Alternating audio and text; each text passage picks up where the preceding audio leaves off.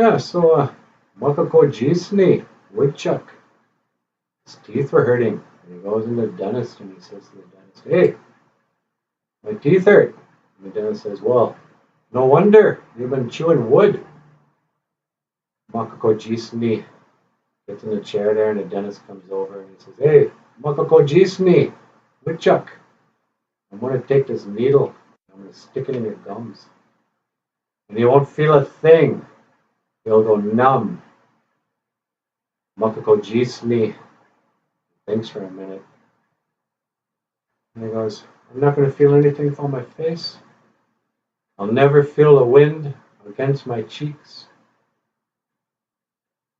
I'll never feel the morning rain on my face." He goes, "No, doctor, you're not going to make my face numb." Makako Jisni went out. He got two sticks and he tied them together. He goes, "Hey, dentist, I got something for you now."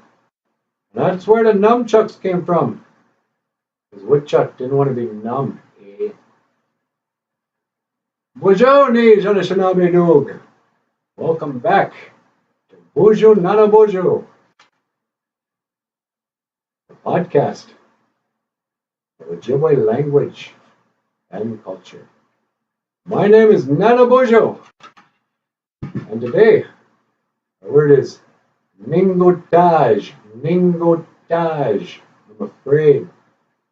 You see, when the old woodchuck went to the dentist, he was afraid. He went in there. His teeth were hurting.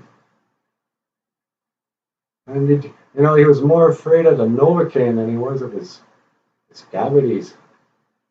He was gotaaj, afraid. Gotaaj.